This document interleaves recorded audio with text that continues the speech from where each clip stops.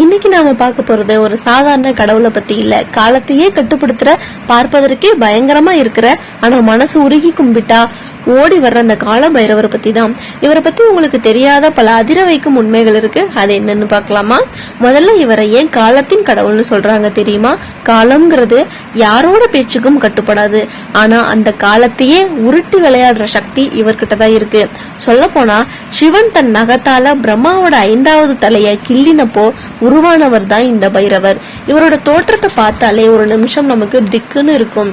கையில சூலம், உடம்புல பாம்பு, கூடவே ஒரு நாய். இதுக்கெல்லாம் பின்னாடி ஒரு பெரிய அர்த்தமே இருக்கு.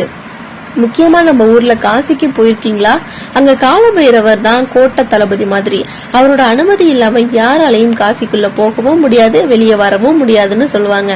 அதே மாதிரி உங்க வாழ்க்கையில ரொம்ப கஷ்டப்படுறீங்க, டைம் சரியில்லைன்னு கவலைப்படுறீங்கன்னா இவரை வணங்குனா அந்த காலத்தையே உங்களுக்காக மாத்தி தருவார். காசிக்கு போறவங்க முதல்ல விஸ்வநாதரை பார்க்க மாட்டாங்க, கால பைரவரை தான் பார்ப்பாங்க. ஏன்னா அவர் தான் அந்த ஊரோட மெயின் செக்யூரிட்டி.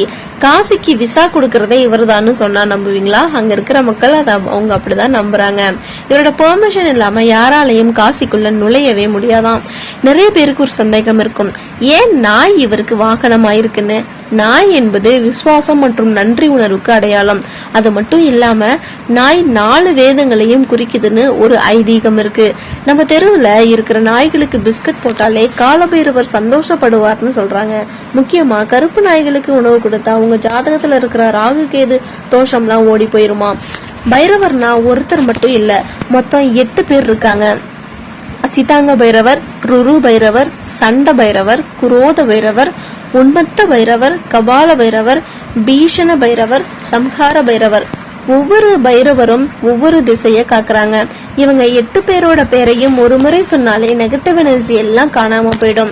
பைரவருக்கு ரொம்ப பிடிச்ச நேரம் நடுநிசி, அதாவது மிட் நைட். தேய்பிரை அஷ்டமி அன்னைக்கு ராத்திரி 12 மணிக்கு இவருக்கு செய்யற பூஜை ரொம்பவே பவர்ஃபுல். யோசிச்சு பாருங்க, இருட்டுல உக்கிரமான ஒரு சாமிக்கு வடமாலை போட்டு மிளகு தீபம் ஏத்தி கும்பிடுறப்போ வர்ற அந்த வைப்ரேஷனே தனி. சிவன் பிரம்மாவோட தலையை கிள்ளுனதுனால அவருக்கு பிரம்மஹத்தி தோஷம் பிடிச்சது. அந்த தலை அவரோட கையிலேயே ஒட்டிக்குச்சு. உலகம் முழுக்க சுத்தியும் அந்த தலை கையில இருந்து விழவே இல்லை. ஆனா காசிக்குள்ள கால் வச்ச உடனே அந்த கபாலம் தானா கீழே விழுந்துருச்சு. அதனாலதான் இவரை கபால பைரவர்னு சொல்றோம். நீங்க கால பைரவர் கோவிலுக்கு போன அனுபவம் இருக்கான்னு கமெண்ட்ல சொல்லுங்க.